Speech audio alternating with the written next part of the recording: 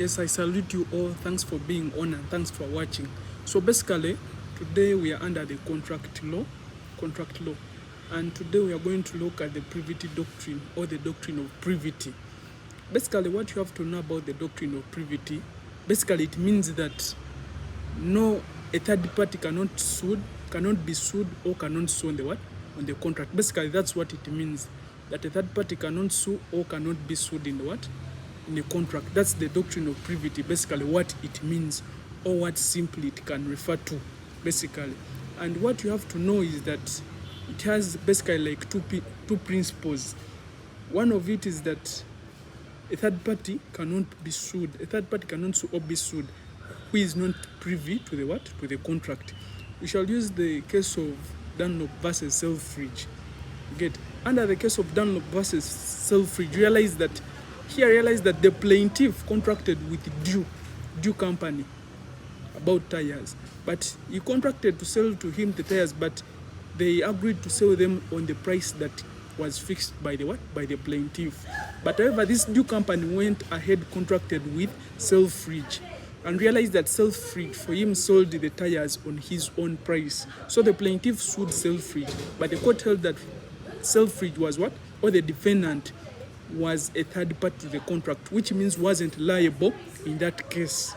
Again, so basically bear that in mind. And another one, what you have to know about the doctrine of privity is that the consideration must come from the promisee. You understand? From the promisee. Consideration must come from the promisee. What do they mean here, basically? Basically, here what you have to know is that there is a case of Tweedle versus Atkinson. You understand? Where the fathers of the husband and the wife promised to pay a husband a certain amount of money. But however, the father's wife refused to give a certain amount of money to the husband. So the husband sued for the estate of the what? Of the father. But realized that the court held that there was no liability since the husband had refused to do what? To give consideration in the same. You get? So basically what you have to know, consideration must come from the what? From the promisee. But however, most of the general rules have exemptions, as we are gonna see. Most of the general rules have exemptions. And basically what you have to bear in mind, or what you have to put in mind, is that these are the exemptions that we are going to look on the general rule that a third party cannot sue or cannot be sued on the what? On the contract. So basically one of it is what they call collateral contracts, basically. Collateral contracts. And these collateral contracts, basically, all what you have to know is that here a part is not part, you understand, but he's related to the same one subject matter. Basically what you have to bear in mind, because there is a case of Shalkin Pia versus Delta Products Limited. That is a good case. Here I realize that I'll give the scenario in this case. If at all, realize that if tomorrow I tell you to paint my house, but I refer you know what? Buy that paint from Sadolin Paints, because they told me their paint lasts for 7 years. And me, the painter, I do the same. I buy that paint from Sadolin, but I realize that the paint is not good. The person that contracted me won't sue me, the painter, but will sue the Sadolin. You understand? Realize those are the collateral contracts that they talk about. Then another exemptions, we have what they call assignment. You get? And basically what you have to know, assignment is basically whereby a party to a contract can assign or transfer rights in the what? In the contract. You understand? But however, you cannot assign without the consent of the other what? The other person. That's what they call assignment. Basically, I'll use also a good example about assignment. Basically what you have to know about assignment is that you can take, for instance, I agree to repair your house at the amount of Ugandan shillings 100, basically, but I assign that debt to another person to demand you. Understand? So that person can sue. His sue can be successful for the payment of the assignment what? Debt. You get? That is assignment.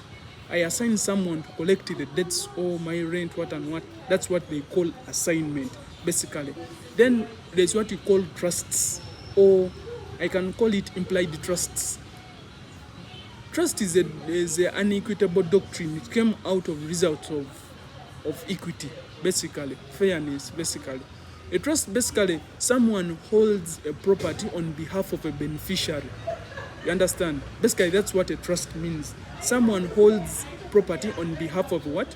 Of a beneficiary. That's what I can say about a trust. But it is unequitable what? Doctrine.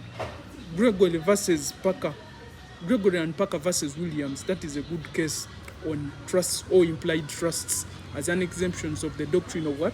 Of the doctrine of privity. Then we also have covenants, or they can also be determined as restrictive what? Covenants. Basically, what you have to bear in mind, or what you have to put in mind, is that when you see these covenants or the restrictive covenants, realize that I'll use the lease. When you buy a lease or when you fall into a lease, realize that the lease agreement that you sign, it has restrictive what? Rules or covenants. Even though you bring other parties and set on that particular land, they must follow the rules on the what? On the lease. Those people that are coming in, they are the third parties. You get? There's a good case of Talc versus Moxthai. Moxthai. Realize that under this case, realize that a covenant was binding on the purchasers, but it wasn't binding on him alone, but also there would be people that would set on that particular land. You understand? That is a covenant. You sign a covenant, but it is binding on even the people that will come after you. You understand? Or after you, the people that are part to the contracts, basically. Then we also have agency. We shall look at the agents as a particular topic, but what you have to know, an agent, you have the principal and an agent. An agent is working on behalf of the what? Of the principal. You understand? Now, an agent carries out the duties on behalf of the principal. Any default, the person can sue the principal, not the agent. Realize that now the principal is coming in as a third party. You get, although he wasn't involved in the what? In the business, but we are looking at the concept of agency. We shall look at agency as a topic of its own because it is broad. But however, nevertheless, we can't leave it out under the exemptions of the doctrine of what? Of privity. You get? So we have also a contract for the benefit of the third party. What do they mean by a contract for the benefit of the third party? You can contract with someone, but it is benefiting other people, but not you, the person that is contracting. You get? I'll use there's a good case under contracts for the benefit of a what? Of a third party. There's a good case of Jackson versus Horizon. Under Jackson versus Horizon, you realize that the plaintiff booked a holiday in what? In a certain city. But it was for himself, his wife, and his two children. You get?